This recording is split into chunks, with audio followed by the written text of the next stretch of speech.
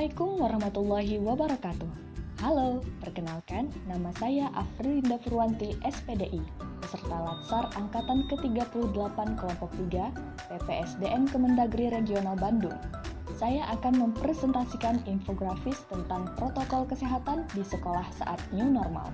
Protokol kesehatan di sekolah merupakan aturan untuk mencegah meluasnya penyebaran penyakit COVID-19 yang diakibatkan virus corona di institusi pendidikan. Buku saku panduan penyelenggaraan pembelajaran di masa pandemi COVID-19 yang disusun Kementerian Pendidikan dan Kebudayaan, Kementerian Kesehatan, Kementerian Agama, dan Kementerian Dalam Negeri, pembelajaran tatap muka dilaksanakan melalui dua fase, yakni masa transisi dan masa kebiasaan baru atau new normal. Masa transisi berlangsung selama 2 bulan, sejak dimulainya pembelajaran tatap muka di satuan pendidikan. Jadwal pembelajaran mengenai jumlah hari dalam seminggu dan jumlah jam belajar setiap hari dilakukan dengan pembagian rombongan belajar atau shift yang ditentukan oleh satuan pendidikan dengan tetap memperhatikan kondisi kesehatan dan keselamatan warga satuan pendidikan.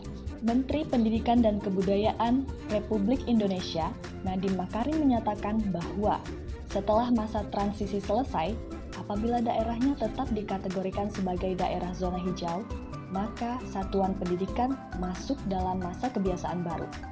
Berikut protokol kesehatan di sekolah untuk panduan penyelenggaraan pembelajaran pada tahun ajaran dan tahun akademik baru di masa COVID-19. 1. Wajib menggunakan masker. Setiap sekolah yang sudah membuka proses pembelajaran di sekolah wajib mempersiapkan sarana cuci tangan dengan air mengalir atau cairan pembersih tangan serta desinfektan. Selain itu, untuk peserta didik disabilitas rungu harus disediakan masker tembus pandang. 2. Cek suhu. Saat berada di sekolah, peserta didik dan tenaga pengajar diwajibkan menggunakan masker. Setiap orang yang memasuki sekolah juga akan dicek suhunya dengan menggunakan termogan. Sesuai aturan protokol kesehatan, peserta didik dan tenaga pengajar wajib berada dalam kondisi sehat. Orang dengan penyakit komorbid tidak diperkenankan masuk sekolah dan tidak memiliki gejala COVID-19, terutama pada orang yang serumah dengan warga satuan pendidikan. Jarak di kelas.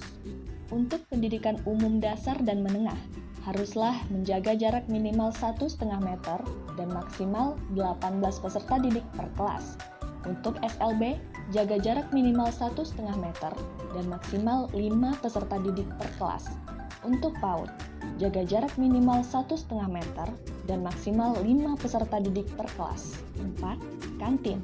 Kantin diperbolehkan, kecuali kegiatan dengan adanya penggunaan alat atau fasilitas yang harus dipegang oleh banyak orang secara bergantian, dalam waktu yang singkat dan atau tidak memungkinkan penerapan jaga jarak minimal 1,5 meter, misalnya olahraga basket dan voli.